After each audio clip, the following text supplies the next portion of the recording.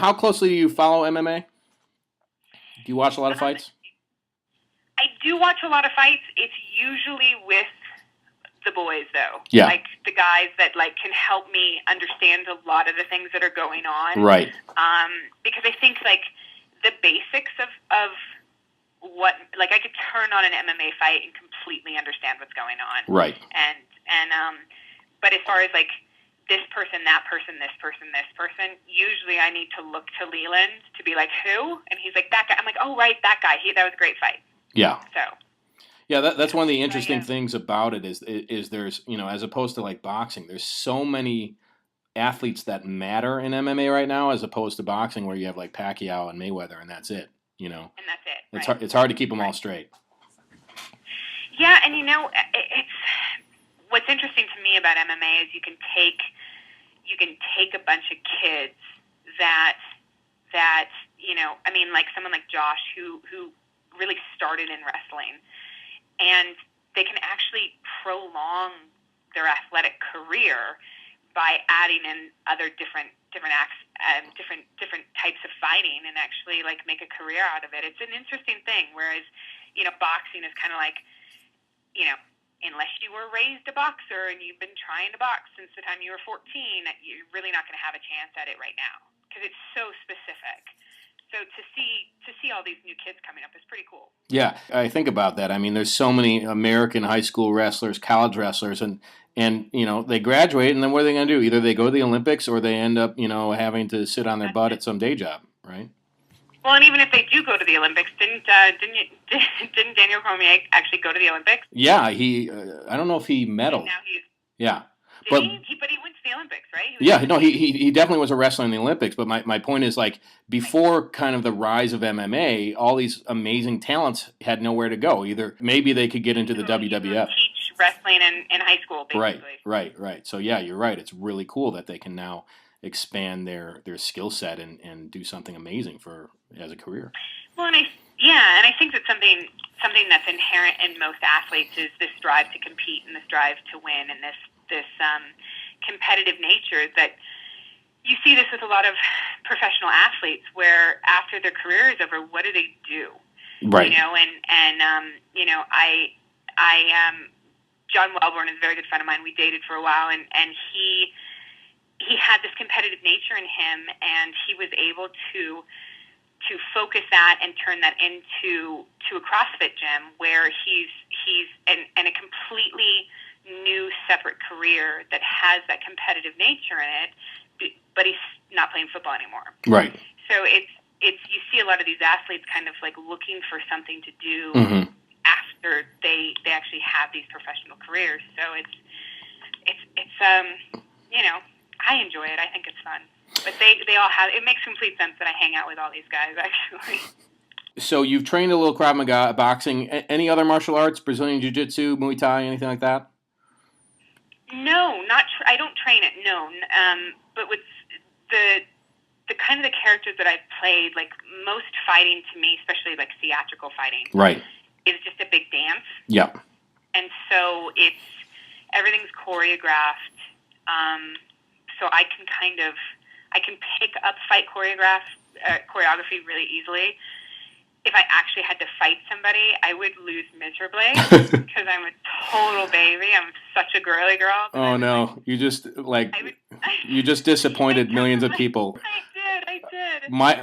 My job today was to convince you to start training and fighting in women's MMA. Did you, like anyone wants to see me go get my ass kicked by Cyborg? Like no one wants to see that. I don't want to. My mom would. I think people kind of actually wouldn't mind seeing that. She's huge compared to me. Dude, if you stepped into the cage, oh my God, pay-per-view, out of this world. I would never. Just ask Josh. He'll tell you I'm the biggest wimp in the entire world. Oh, so. the myth has been shattered. I know. No, I'm a tomboy, and I love to train, and I love to spar. But if I ever actually got punched in the face, I don't know. I think I'd cry. Go sit in the corner and cry. Do you follow women's MMA at all? I don't. Okay. I don't. But you I know who know Cyborg a is. little bit. Yeah. I do. And I also I know who Gina is, just Mm-hmm. and because I've seen her fight, and then to have these girls break into film is an interesting thing. So Yeah, yeah. you kind of any woman that, and this is my thing. Everyone's like, well, wouldn't you rather you have the job, or you've got all these women action stars coming up in the last couple years, and Mm-hmm. Any time that they write for a woman lead in an action movie is a day that we all win. Yeah. So it's, keep them coming. Like, I hope that Gina keeps working in this business because, Right. She can't do them all. Yeah. I think the conventional wisdom in Hollywood was kind of like, all right, if there's something, it goes to Angelina Jolie. Like in the rare instance that we get an action role, a lead action role for a woman, I would personally like to see more of it. One of my favorite action movies of all time was Long Kiss Goodnight. Oh yeah, good movie, right? With Gina, what's her name? Gina Davis. What was her? Yeah, Gina Davis. There you go. I mean, that was like one of the most badass action films of all time. Oh, I agree, 100%. Yeah. It's. I think that they think that women can't compete, and then I think at the same time, I think that you're faced with the reality that men sell movies. So Right. Coming from a producerial aspect of this, you have to have, for the most part, stereotypically, you have to have a male lead as well to draw people to the actual box office. So it's still getting worked out, but then Zoe Saldana was phenomenal in Columbiana, and then. Mm-hmm.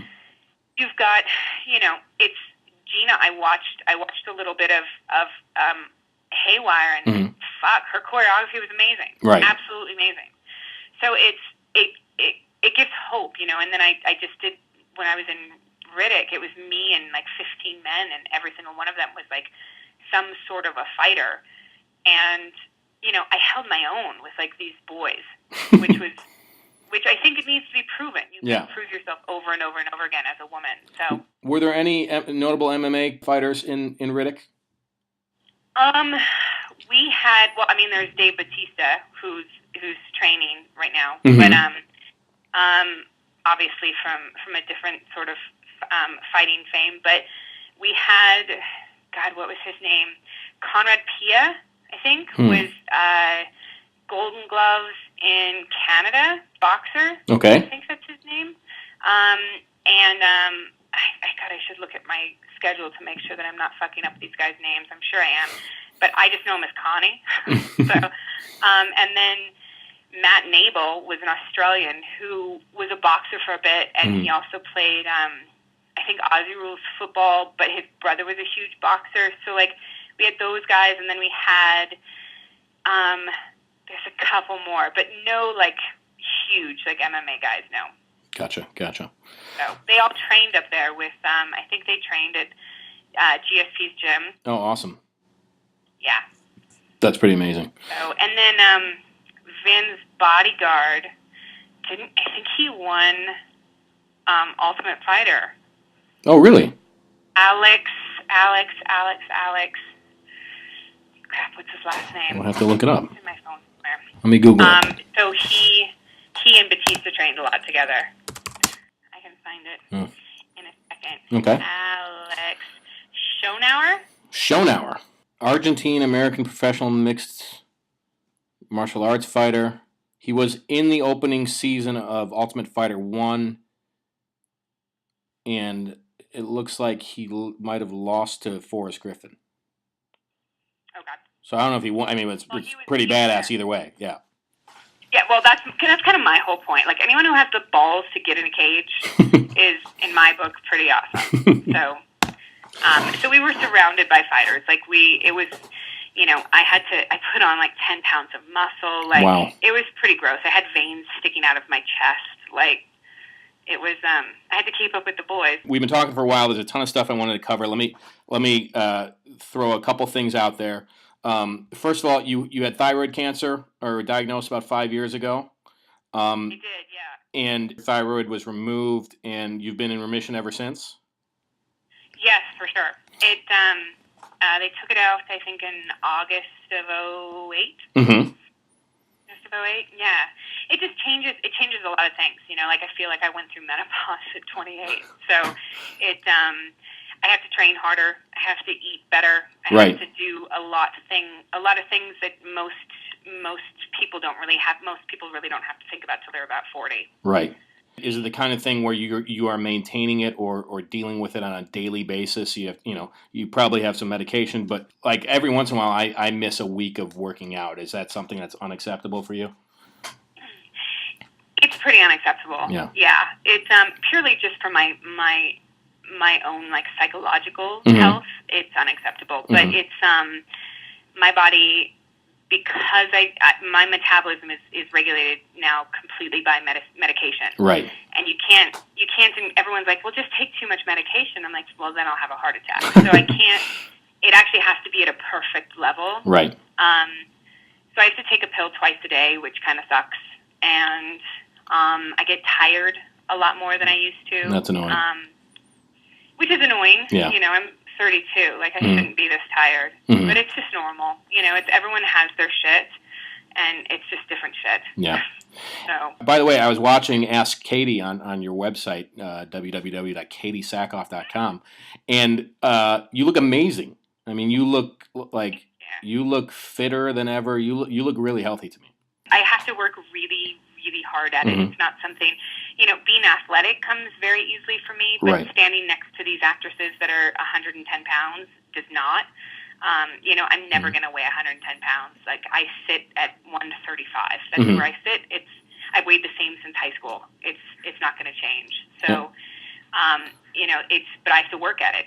For MMA fans, that would be a bantamweight, and you would, if Katee, if we can convince her to get into the cage, she would be fighting potentially Ronda Rousey at that weight. So I'm getting my ass handed to me. Josh would be in my corner laughing, like just laughing. His face, he would just be laughing. He would pick out my walkout music. It would be some crazy, like goat horror music, and he would just laugh his ass off. So I'm not ready for that yet. Josh already makes fun of me enough when we train together, so it's all right. A couple quick questions before we wrap up. You do a lot of stuff outside of acting. You seem to be pretty involved in some charitable stuff. My question is, what do you want your legacy to be in the world? When it's all said and done, what do you want to look back and say, I did that, or that's who I was? I don't know yet, Mm-hmm. I think it changes a lot. It does, yeah. I met this girl last weekend who's a fan, and was talking to her, and she, the best kind of, I guess, compliment that I got from her was, and this is a beautiful, beautiful woman, and I say child because she's younger than me, but beautiful woman who has a lot of hardships in front of her, and her life is not going to be easy. And she looked at Starbuck as a role model, and she said that once she started listening to my interviews and listening to kind of, I guess, the way that I dealt with my cancer and how honest I am about, just things that normal people have, like depression, and I gain weight, and some days I don't want to get out of bed, and some days I hate my life, and some days she actually said that Starbucks really not her role model anymore, that I was. And to have somebody with so much pain look up to me is one of the most humbling and challenging roles of my life. Mm-hmm. And I just, I hope at the end of my life that those people, that I can prove them right. Yeah. Is it, Yep. You want to leave a lasting impact on people, and you feel the pressure not to screw it up, right? I do. Yeah. I mean, I have pain daily as well, but I will never. I will never. I can't imagine the pain that this woman is in, and she had a smile on her face, and it's really humbling. It puts life in perspective, and it she gave me strength, which is, you get strength and gather strength from some some interesting places, and she may think that like I'm helping her get up in the morning, but right. she's been on my mind for a few days now. So that's awesome. So big things. You got Longmire, June 3rd, 10 o'clock. June 3rd on A&E, 10 p.m. I'm clarifying it for a third time. When does Riddick open?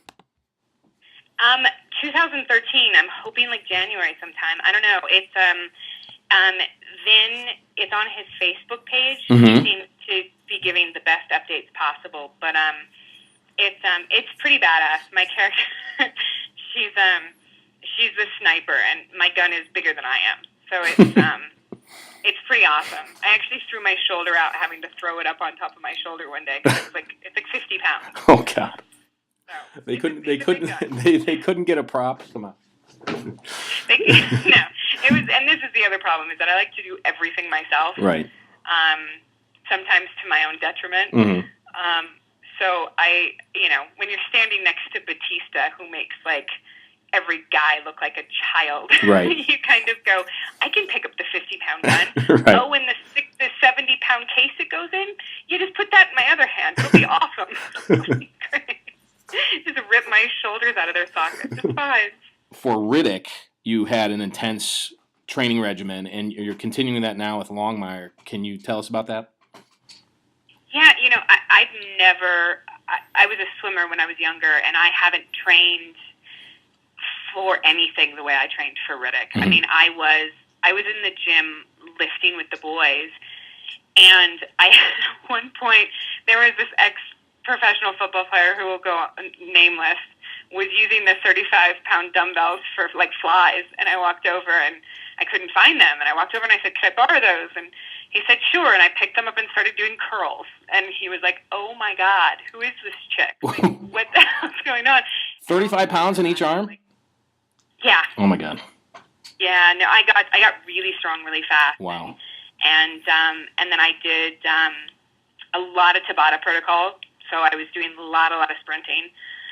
And I was doing like an hour of sprinting, going from, sprint for 30 seconds, off for 15, 30 seconds, 15, at 12.0, and trying to maintain that for 30 minutes before, 30 minutes after my workout. I was just going crazy. I did everything I could do to just look the part next to the boys because they were so big. And then as soon as it was over, it was like, okay, well, now what do I do? Right. I've got to lose this muscle for Longmire. So I just cut everything out but cardio. Uh-huh. And that's pretty much all I've been doing is cardio and hiking. Mm-hmm. Strike Force 40 is on May 19th in San Jose. Josh Barnett versus Daniel Cormier. Are you going? Oh, yes, sir. Katee Sackhoff will be there. You can. I will be as close as I can get without any. Without being in the cage. Just out of blood. Oh, okay. Yeah, I won't get in the cage. I'll probably be somewhere near Josh's mom. I usually hide my face, and then they usually make fun of me afterwards. But I will be right there. Will you be tweeting on Josh's behalf?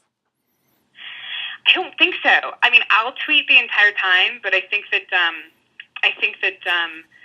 when the fight actually happens, it's so hard for me to actually. I'm like watching a train wreck during Josh's fight. Like anyone who wants to see me and like the looks of it's hysterical. Like I bury my face. I usually am shaking. I look like I have some sort of like some sort of muscular disorder where I'm constantly like freaking out. It's pretty funny. It's pretty funny actually. Like if Josh watched it back, he'd be like, "Why are you in my life?"